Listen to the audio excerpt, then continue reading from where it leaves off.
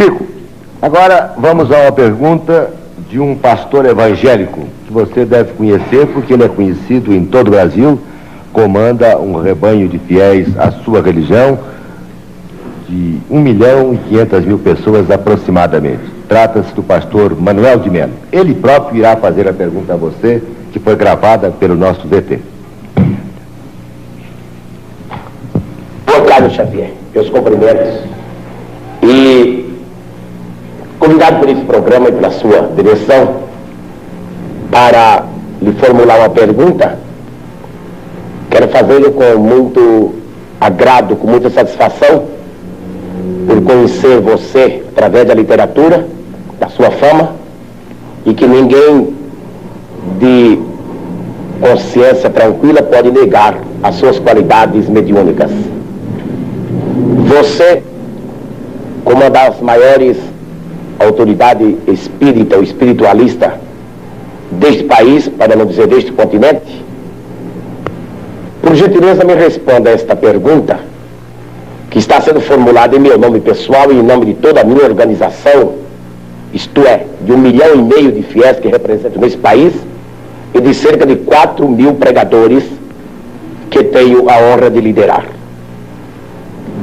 O Espiritismo, Xavier, tem um ponto que se choca profundamente, teologicamente falando, com os princípios bíblicos que defendemos nós, os evangélicos.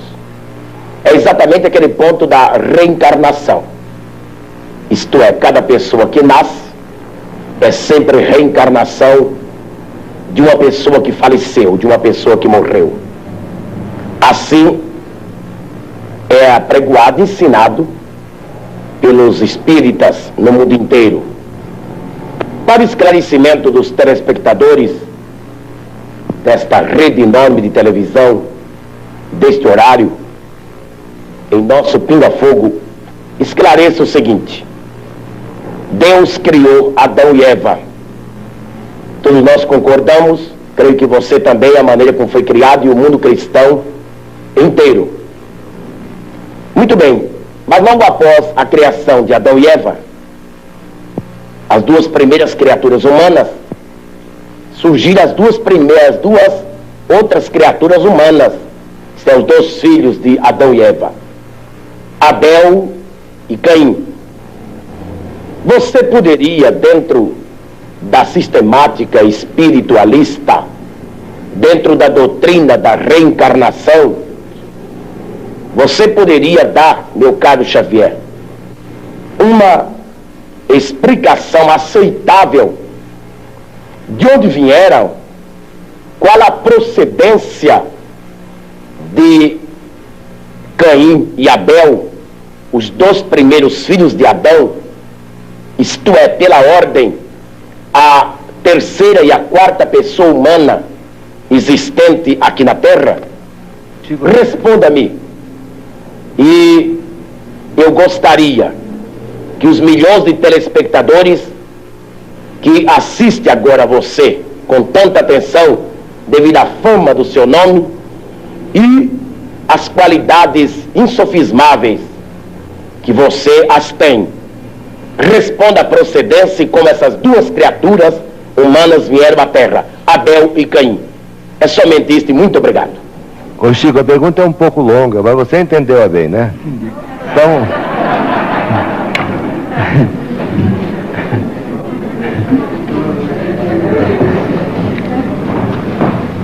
A pergunta do nosso caro amigo, que nos interpela a respeito do texto bíblico, está emoldurada de tamanho carinho que inicialmente nós agradecemos esse tom de fraternidade e ternura humana com que ele emoldura a questão para se dirigir a nós. Muito obrigado ao nosso caro pastor evangélico, senhor Manuel de Melo, que nós todos admiramos como sendo o orientador desse grande e brilhante movimento que é Cristo para o Brasil. mas sem desejar fazer contra-perguntas, porque às vezes a contra-pergunta não é uma prova de consideração para quem perguntou, mas a Bíblia é o nosso livro santo, livro de todos os cristãos. Nós, os espíritas evangélicos, nos detemos no Testamento Novo para compreender a essência dos ensinamentos de nosso Senhor Jesus Cristo e daqueles que o sucederam, os apóstolos da causa evangélica. Não temos maior intimidade com o Velho Testamento, entretanto pedimos permissão ao nosso caro pastor evangélico, senhor Manuel de Melo, para considerar que no livro de Gênesis, no capítulo 4, versículos 16 e 17, vamos encontrar uma questão muito interessante para nossos estudos em conjunto, porque nós todos somos estudantes das letras sagradas. O capítulo 4 trata, por exemplo, da união de Adão e Eva para o nascimento dos seus 3 filhos, Caim, Abel e Sete. Sabemos por esse texto, o capítulo 4 do livro de Gênesis de Moisés, que Caim exterminou Abel. Entretanto, nos versículos 16 e 17, nós encontramos uma informação muito curiosa, a informação de que Caim, em se retirando da face de Deus, se dirigiu para uma cidade ou uma terra chamada Nod, onde ele desposou aquela que foi sua esposa e teve com ela uma grande descendência. Então, estamos perguntando se determinados textos do Antigo Testamento não seriam códigos que nós precisamos estudar com mais segurança para não cairmos, por exemplo, em contradição do ponto de vista literal. Nós precisamos estudar com técnicos e pesquisadores de história, que nós os temos hoje em todas as direções.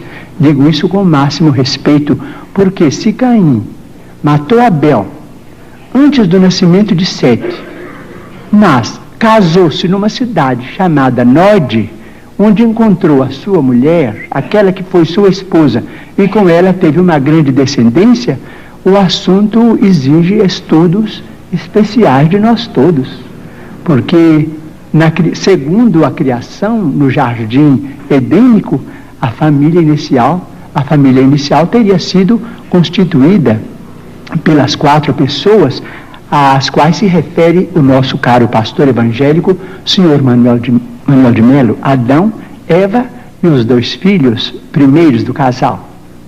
Vamos estudar então a questão com respeito à reencarnação. Mas o Manuel de Melo tem que estudar também, né?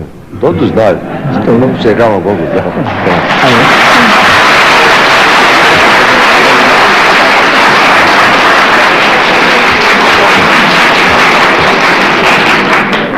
Bom, com respeito à reencarnação, posso dizer? Pode, Chico. Com respeito à reencarnação, nós, os espíritas, estamos diante de uma realidade inconteste para nós. Mormente na vida mediúnica, temos assistido, nestes quase 45 anos de espiritismo evangélico à luz dos princípios kardecianos, a desencarnações e reencarnações. Mas permitimos-nos também perguntar ao senhor Manuel de Melo, ao nosso caro pastor evangélico, senhor da pergunta, e também àqueles que fazem objeções contra os princípios da reencarnação, permitimos-nos perguntar sobre o sofrimento das crianças, por exemplo. Não vamos nos referir aos adultos, porque seria alongar muito a resposta, mas vamos pensar nas crianças. Por exemplo, nós, os espíritas, muitas vezes encontramos determinados casos de suicídio, e às vezes suicídio acompanhados de homicídio, ou às vezes apenas de homicídio. Mas vamos encontrar esses problemas do complexo de culpa levado para além desta vida, e depois esse complexo de culpa renascido com aquele que é responsável por ele através de sofrimentos que só podemos entender através da reencarnação. Por exemplo, muitas vezes temos encontrado, por exemplo, irmãos nossos suicidas que dispararam um tiro contra o coração e que voltam com a cardiopatia congênita ou com determinados fenômenos que a medicina classifica dentro da chamada tetralogia de Fallot. Nós vemos companheiros que quiseram morrer voluntariamente pelo enforcamento e que voltam com a paraplegia infantil, comumente chamada de enfermidade de Little. Nós vemos muitos daqueles que preferiram o veneno e que voltam com malformações congênitas, com problemas miopáticos, com o mixedema, aqueles que às vezes violentam o próprio ventre e que voltam também sofrendo as tendências e que às vezes acabam se desencarnando com o chamado infarto mesentérico. Nós vemos, por exemplo, aqueles que preferiram morrer pelo afogamento para se retirarem da vida num ato de rebeldia contra as leis de Deus. Vemos, por exemplo, aqueles que preferiram o afogamento e que voltam com o chamado enfisema pulmonar. Aqueles que dispararam tiros no próprio crânio e que voltam com tantos fenômenos dolorosos, como, por exemplo, a idiotia, a acromegalia, quando o tiro, vamos dizer, quando o projétil alcança a hipófise, porque nós estamos em nosso corpo físico subordinado ao nosso corpo espiritual. Então, principalmente nos fenômenos, os fenômenos decorrentes do suicídio por tiro no crânio são muito dolorosos, porque vemos a surdez, a cegueira, a mudez congênitas, e vemos este sofrimento em crianças incompatíveis com a misericórdia de Deus, porque nós sabemos que Deus não quer a dor. Diz Emmanuel, se Deus quisesse a dor, Ele não teria nos dado anestesia através da medicina. A dor é uma criação nossa. Chegamos ao além com determinado complexo de culpa e pedimos para voltar ao corpo, trazendo as consequências de nossos próprios atos menos felizes. Então, pedimos ao Senhor Manuel de Melo, nosso caro pastor evangélico, que tem trabalhado tanto e cujo mérito nós todos reconhecemos e reverenciamos, para pensar conosco nestes problemas.